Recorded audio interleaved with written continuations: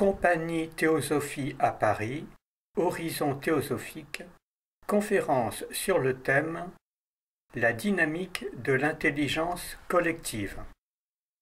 Amis, bonsoir. Il est banal de dire que nous sommes en crise, puis tout se délite, on se pose beaucoup de questions. Alors il est moins banal de dire que malgré cette crise, il y a des merveilles dans ce monde, que les scientifiques, heureusement, les grands astronomes par exemple, les chercheurs dans les laboratoires, s'émerveillent, s'enchantent de constater la richesse de ce monde et de constater dans la biodiversité ces échanges, ces interactions, ces interdépendances, ces communications entre espèces, entre plantes. Même avec les règnes minéraux, il y a des interdépendances qui sont vraiment étonnantes. La vie, pour ceux qui savent l'observer, se montre sous un jour vraiment très réjouissant, qui va à l'encontre de ce pessimisme, de ce scepticisme, du constat de la cruauté des civilisations, des guerres, des échecs en tout genre, des inégalités au plan social et économique. Heureusement, il y a cette balance, en fait. Avec la théosophie, il sera encore moins banal et plus réjouissant de voir que cette vie a un sens, que derrière ces apparences tumultueuses et antinomiques, il y a une intelligence collective, c'est notre thème de ce soir, qui est en action, qui est en élaboration, et l'homme a sa place à prendre dans cette émanation, cette émergence. On dit couramment maintenant que l'homme est dans l'ère anthropocène, c'est-à-dire que c'est lui qui crée le monde de demain, ou un peu avec l'informatique, avec la télématique. Il y a vraiment des choses qui étaient incroyables il y a 20 ans, qui apparaissent maintenant. Ces télévisions en images immédiates, on voit ce qui se passe au Japon ou à Tataouine. C'est vraiment des choses incroyables, comme le phonographe d'Edison. Edison, au XIXe siècle, avait montré un phonographe, avait enregistré une voix, et les grands savants de son époque disaient c'est de la tricherie, c'est un ventriloque qui parle. Donc on arrive à des surprises qui sont réjouissantes, et la théosophie nous donne l'intelligence profonde qu'il y a derrière toute cette nature. L'intelligence collective, son action est partout. Nous avons ici un guide pratique de l'intelligence collective qui montre que dans les cercles de qualité, par exemple, dans les entreprises, les brainstorming de cadres, les cercles où l'on se met en rond pour ne pas qu'il y ait de préséance ni de chef, on discute, on élabore, on remet en cause tout ce qui était passé, on cherche et on ne trouve pas où on trouve. Ce n'est pas le résultat qui compte, c'est l'échange, la participation, parce que c'est dans cette mise en commun qu'il peut y avoir des émergences de choses nouvelles, favorables à tous, puisqu'il y a égalité entre les personnes présentes.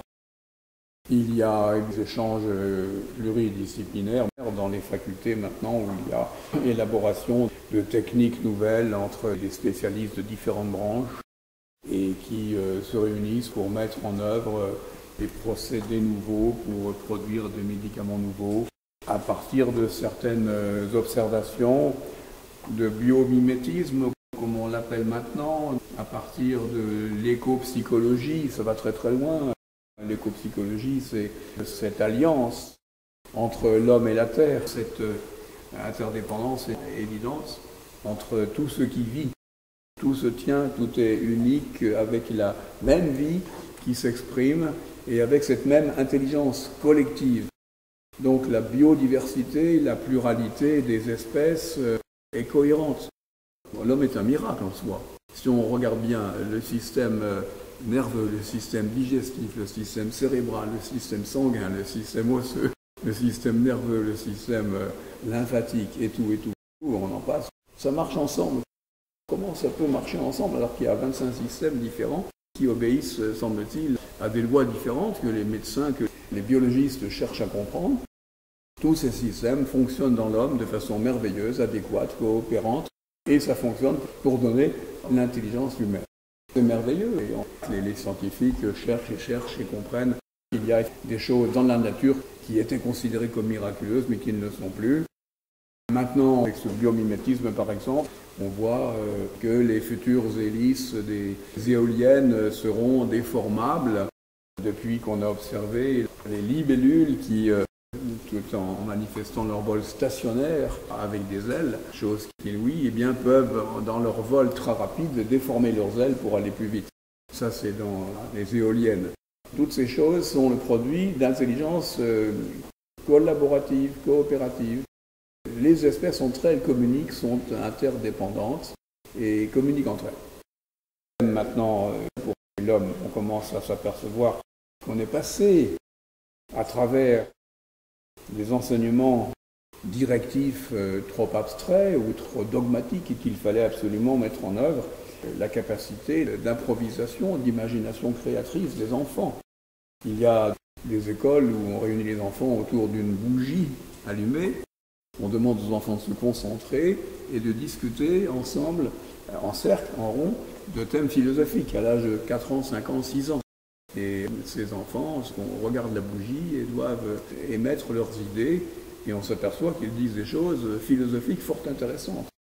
Il y a toutes sortes d'écoles qui avaient déjà eu leur succès, les écoles Montessori, les écoles Steiner, mais c'était des exceptions. Maintenant, ça commence à être vraiment la règle. Il faut prendre conscience qu'il y a une intelligence dans cette pluralité, cette diversité, et qu'il est vraiment dommage d'en faire abstraction et de partir sur des idées toutes faites du passé. Et voilà, nous sommes en bouleversement dans notre époque.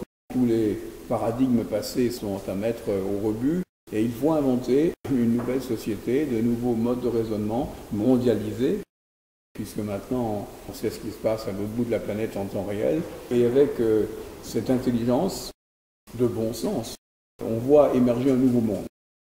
La théosophie amène un changement radical, parce qu'elle donne ce que la science n'avait jamais dit, elle donne l'explication de l'origine, de la nature et des finalités. La science n'a jamais expliqué le pourquoi des choses, pourquoi le monde émane, et pourquoi il continue, vers quoi il se poursuit, la finalité. La science ne l'a jamais dit. Et il est prudent de ne pas trop figer les choses, bien sûr. Mais c'est intéressant d'avoir quelques éléments que la théosophie va nous donner. La théosophie n'est pas un système nouveau, c'est un mot pour désigner cette philosophie de toujours, cette sagesse de toujours. La théosophie, c'est vraiment la doctrine qui n'a pas de temps, qui n'a pas d'âge, qui n'a pas de spécificité. C'est la sagesse de toujours. Et il faut bien un mot pour désigner cette doctrine, cette sagesse antique. Alors, qu'est-ce qu'elle va nous dire? Des choses fort intéressantes, parce que pourquoi?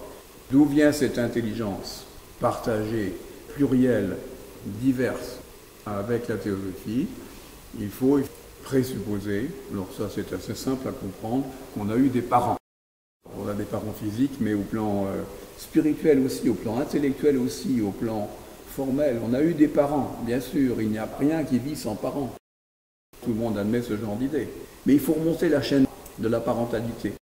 On arrive à des parents spirituels, à des frères aînés. On connaît les Jésus, les Bouddhas, les Krishna, Zoroastre, Pythagore, Lao Tse, Confucius. On a quelques images là de ce qu'ils ont été, de leur science, de la grandeur de leur raisonnement. Mais voilà, c'est difficilement lisible, c'est difficile à mettre en œuvre, d'autant que le vocabulaire est toujours assez particulier. La théosophie va nous donner l'ésotérisme des religions, c'est-à-dire l'essence de ces doctrines. L'essence qui est unique, évidemment. L'essence de ces grandes doctrines du passé, elle est unique. C'est l'un de Plotin. C'est aussi Moïse, enfin, ou d'autres. On dit qu'il y avait un seul Dieu. Mais un seul Dieu, ça ne va pas. Un seul Dieu, il est bon, il est gentil, mais alors, qui a fait le mal? C'est l'homme. Ça ne va pas. Alors, il y a donc un contexte qui précède dans ce champ. Ça n'a pas de sens.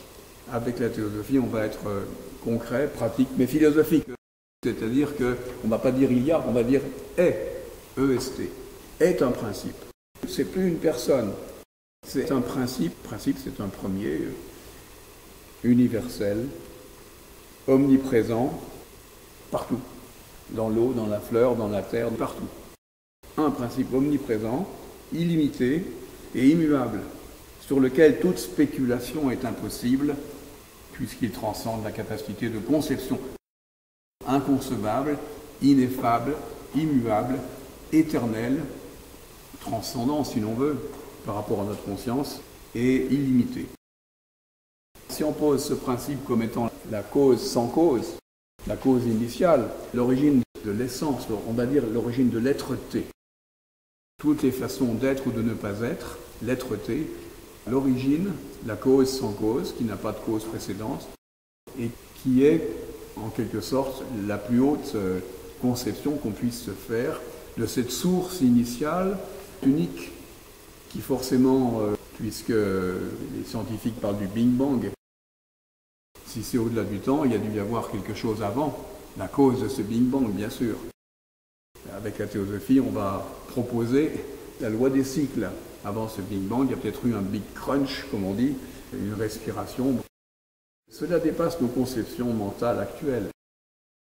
Mais ça ne dépasse pas les conceptions mentales de nos frères aînés, de nos parents spirituels, qui, eux, ont puisé leur science de leurs parents spirituels indéfiniment. Et on arrive jusqu'à ce qui dépasse ce monde que nous connaissons, on arrive au macrocosme, et l'ensemble de toutes les galaxies. Alors, pour notre monde, là, tel qu'il est maintenant connu, 13,8 milliards d'années, mais il y a peut-être eu autre chose avant.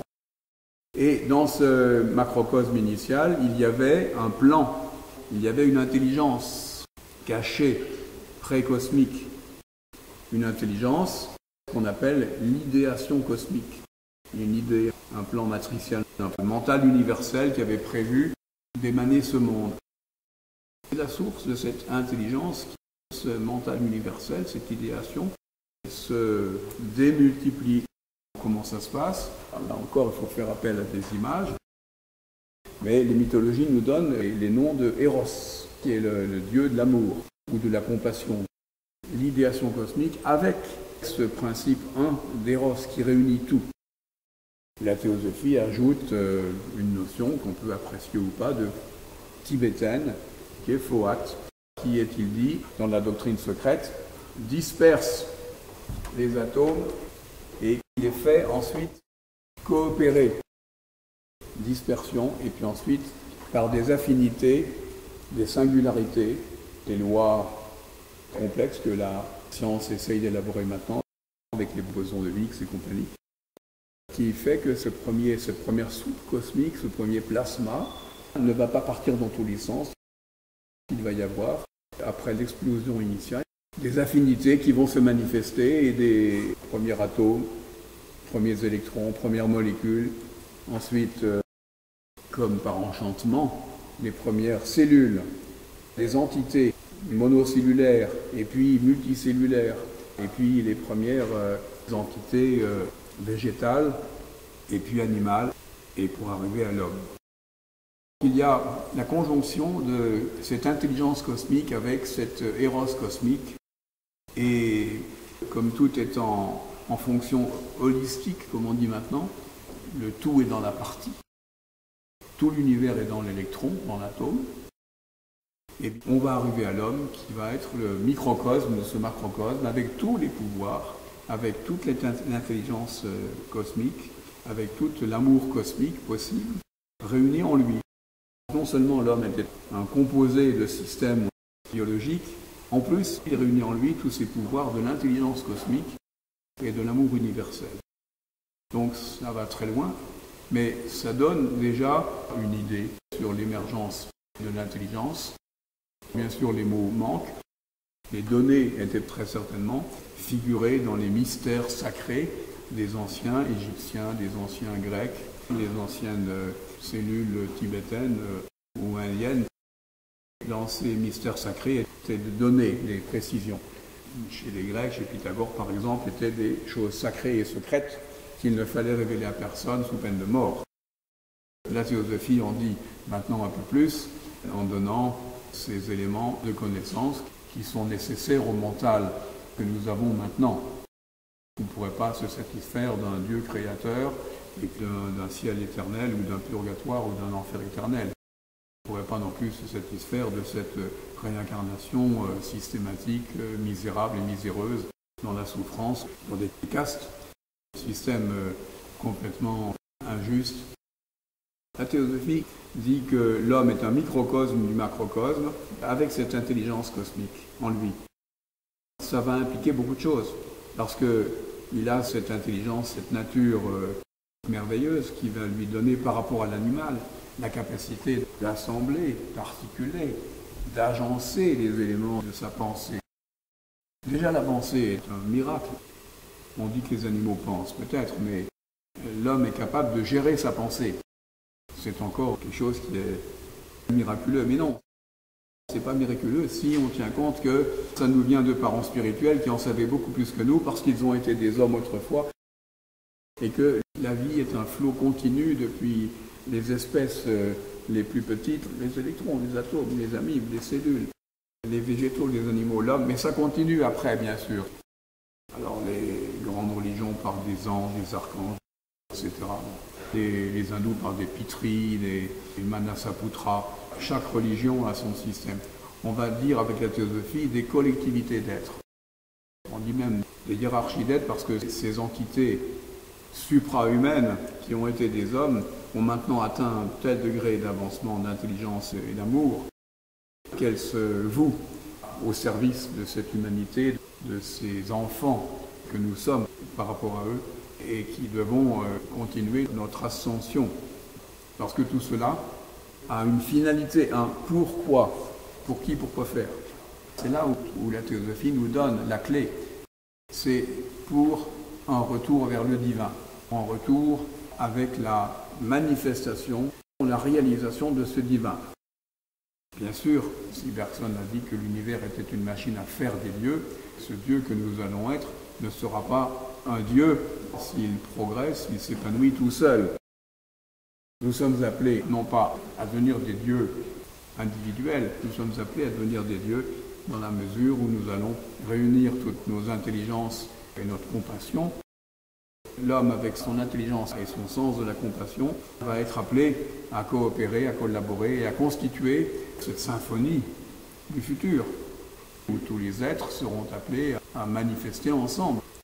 Regardez une symphonie, chaque instrument participe à cette merveilleuse musique, chaque chanteur d'une chorale participe et regardez la joie des chanteurs, la joie des musiciens à la fin d'une symphonie, à la fin d'un chant choral.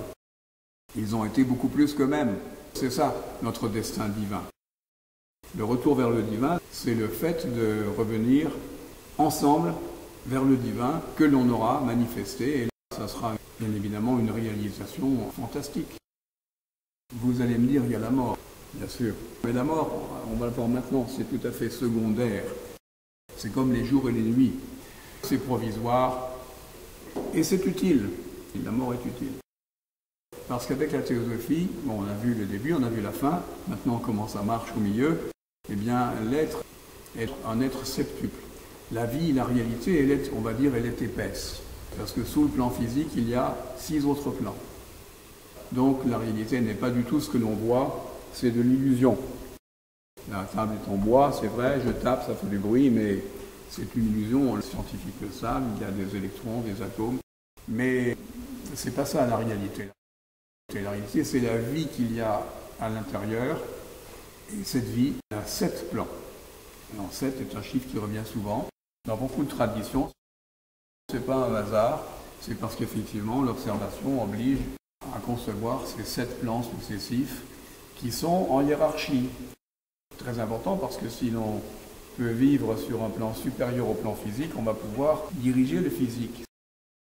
C'est bien ce que font les maîtres, les entités qui nous précèdent et qui maintenant sont là pour nous aider. On va voir pourquoi. Ces entités savent maîtriser le physique, le faire nous aider. Ce plan physique, il y a derrière lui un plan astral, un plan invisible, qui est un plan d'affinité électromagnétique, on va dire, qui fait qu'il y a des attractions-répulsions, qui fait que les choses ne vont pas dans tous les sens, elles vont coopérer. Dans le fœtus, en élaboration, dans le ventre de la maman, eh bien, il va y avoir ce corps astral qui est déjà là, qui va faire qu'en quelques mois, le petit homme va être constitué complet. En quelques mois, avec tous ces systèmes qu'on a évoqués tout à l'heure. Parce qu'il y a une structure astrale qui est là et qui commande. Il y a un commandement du plan astral sur le plan physique. Et le plan astral, Il y en a un autre qui est plus important, c'est le plan vital. C'est le Qi, les Chinois. Le plan vital, c'est cette énergie qui fait s'écarter le goudron sous la pousse, qui veut apparaître à l'air libre. La vitalité, c'est un pouvoir extrêmement puissant. On le voit avec la bombe atomique, par exemple. Ça, c'est au niveau de quelques molécules. Le plan vital est bien supérieur au plan astral et au plan physique. C'est pourquoi on dit que les sages peuvent vivre 300, 400 ans. Ils ont maîtrisé leur gestation biologique. Et après le plan vital, il y a le plan psychomental, le manas inférieur, ou on va dire le psychomental. C'est ce plan de gestion égoïque. Égoïque, c'est-à-dire personnel.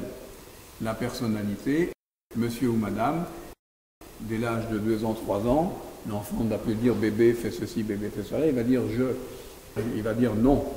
C'est la première focalisation des énergies cosmiques par l'enfant dans son mental. Il va dire non. Mais cette focalisation dans sa conscience, c'est égoïque, c'est-à-dire c'est pas égoïste, hein, égoïque. C'est son ego, son petit ego, freudien si l'on veut, qui se constitue. C'est sa personnalité et il va avoir des désirs, des protestations, des colères, des caprices. Voilà, c'est le petit ego. Alors ces 4 entités, ces 4 enveloppes, physique, astrale, vitale et psychomentale, c'est la personnalité que nous ne sommes pas. Nous ne sommes pas cette petite personne parce qu'elle ne pourrait pas tenir s'il n'y avait pas au-dessus un moteur, le moteur spirituel, l'âme spirituelle qui, elle, est non pas pour une seule vie, mais qui est éternelle. Cette âme spirituelle, ce sont ces éléments spirituels qui sont figurés par le feu, avec la mythologie, le mythe de Prométhée, qui nous donne le feu du ciel. C'est cette âme spirituelle. La science ne peut pas comprendre. La science n'a donné ni de réponse au début, ni de réponse à la fin, ni de réponse à la divinité, on peut dire, à la transcendance de l'homme, qui est cette âme spirituelle et qui est libre de faire ceci ou faire cela. Il fallait que la théosophie intervienne. Chaque philosophe a eu sa philosophie. Il n'y a jamais eu d'accord entre toutes les philosophies, ou alors c'est en termes très très cachés, très ésotériques, dans le pythagorisme, le platonisme. Mais c'est toujours en termes tellement complexes qu'il fallait que la théosophie, en termes simples, donne cette explication sur cette trinité spirituelle qui est dans l'homme, qui est son âme spirituelle. Une trinité, pourquoi? D'abord, pour faire 7, on a 4 en bas, il faut qu'il y ait une trinité. On va simplifier le Père, la Mère, le Fils, c'est-à-dire Brahma, Vishnu, Shiva, le Créateur, le Père, le Préservateur, la Mère, et la vie, le Fils. Il y a ce pouvoir de vie. Il y a ces 3 entités dans l'homme, spirituelles. Ces 3 principes supérieurs sont bien sûr éternels, transcendants, qui vont de vie en vie, de personnalité en personnalité, pour apprendre et pour comprendre et pour aimer. Pour apprendre la vie, pour la comprendre, pour la maîtriser et pour émaner cette harmonie universelle, cette symphonie que nous sommes appelés à manifester. Voilà, l'homme est septuple, il y a une âme spirituelle qui est triple, à la fois créateur, préservateur et destructeur régénérateur. Shiva, c'est le dieu qui danse et qui remodèle. À la mort, ce dieu remodèle les énergies qui ont été les nôtres. Ce principe Shiva, si vous voulez, va dissoudre et remodeler. C'est le principe de l'alchimie, solver et coagula. Il faut dissoudre pour coaguler ensuite. C'est toute l'œuvre alchimique. Donc, cette nature septuple de l'homme lui donne cette soi-conscience. Alors, soi-conscience est encore un autre miracle que la science n'explique absolument pas. Les scientifiques disent la pensée émerge de la nature, la conscience émerge de la pensée, la soi-conscience émerge de la conscience. Voilà, des choses qui ne sont pas expliquées. La théosophie va donner des éléments d'explication. Avec l'image d'un éclair, si vous voulez. Un éclair, vous savez, il y a d'abord une colonne de feu, et puis ensuite il y a une dispersion dans des arborescences multiples, et puis ces arborescences vont toucher la terre. Il y a cette nature de feu qui se démultiplie en nombre très important, Et l'homme est en quelque sorte habité par ce feu, et il est dans une de ces arborescences toute petite qui vient toucher la terre, qui vient s'incarner sur la terre. Une autre image, c'est celle de la goutte de pluie. La pluie, elle vient des nuages qui venaient d'une évaporation précédente. Et la pluie va tomber à un point précis pour expérimenter la terre, pour l'enrichir et pour parcourir son retour vers l'océan, pour être à nouveau réévaporé. Il y a des images comme cela qui sont nécessaires. Cette nature de l'homme, elle est féerique, c'est la soi-conscience. La soi-conscience, elle nous a été donnée par des êtres qui nous ont précédés, qui l'avaient reçue eux-mêmes de leurs parents. C'est dans l'idéation cosmique qu'il y a cette conscience qui, pour l'humanité, nous a été donnée il y a 18 millions d'années, dit la théosophie. Dans ce cycle-là, des parents spirituels se sont sacrifiés, c'est l'idée finale qu'il nous faut développer maintenant, se sont sacrifiés, mais à l'image des parents de toute l'humanité qui se sacrifient pour leurs enfants. Eh bien, au plan spirituel, il y a eu des parents spirituels. La théosophie donne des noms qui sont complexes. Avalokiteshvara, Shenrezi, Kuan Yin. Mais ça, c'est dans les différentes traditions. Il y a un Christ dans toutes les traditions. Pour les chrétiens, c'est le Christ qui est venu s'incarner et qui est venu redonner l'amour de son Père, manifester son amour universel.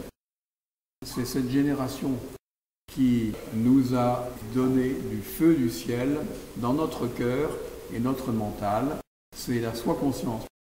Le fait d'être libre, d'être conscient de ce que nous sommes, de ce que nous faisons, de ce que nous décidons, libre de choisir nos pensées, nos actions, nos motifs, de les prendre en considération, de se corriger.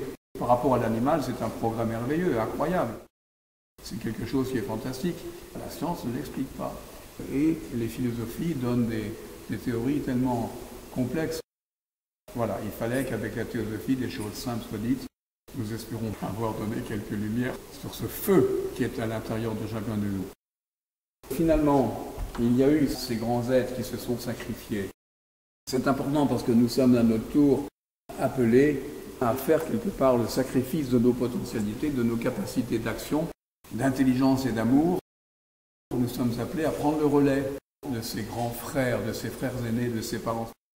C'est-à-dire à nous oublier en tant que personne égoïque qui n'a qu'une petite vie, de voir que nous sommes beaucoup plus que cela, que nous sommes ces entités spirituelles, éternelles, qui vont aller de corps en corps, de vie en vie, d'existence en existence, pour réaliser l'unique vie universelle, celle qui est manifestée par tous ces plantes, tous ces animaux, mais à un niveau bien supérieur, au niveau d'une humanité rayonnante, fraternelle, coopérative, collaborative, en parfaite harmonie, en parfaite biodiversité, on pourrait presque dire.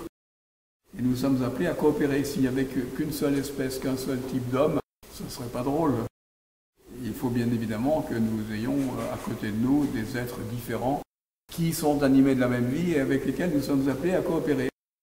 Alors c'est pas facile parce que ça suppose qu'effectivement on fasse abstraction de sa petite personnalité et ça suppose qu'on oublie que nous sommes de couleurs différentes, de sexes différents, de richesses, de niveaux de vie différents, tout en combattant l'injustice, bien sûr, en combattant le sexisme et autres ismes qui sont à l'œuvre, pessimisme, narcissisme et autres bêtises qui sont le fait de penser dévoyée. Il faut que nous nous rappelions ce que nous sommes, c'est-à-dire une entité spirituelle, trinité spirituelle, et que nous avons tout ce qu'il faut pour aider à faire éclore ce monde nouveau qui est en crise maintenant, mais qui, encore une fois, contient toutes les possibilités d'un avenir qui n'est pas déterminé à l'avance, mais que nous allons créer dans un sens spirituel, dans un sens coopératif et collaboratif, grâce à notre intelligence, mais grâce aussi à notre cœur, et ce sera en quelque sorte l'alliance du cœur et du mental, l'allégresse du mental, l'enthousiasme du cœur et l'action intelligente qui va aller avec. Voilà quelques mots sur l'intelligence collective.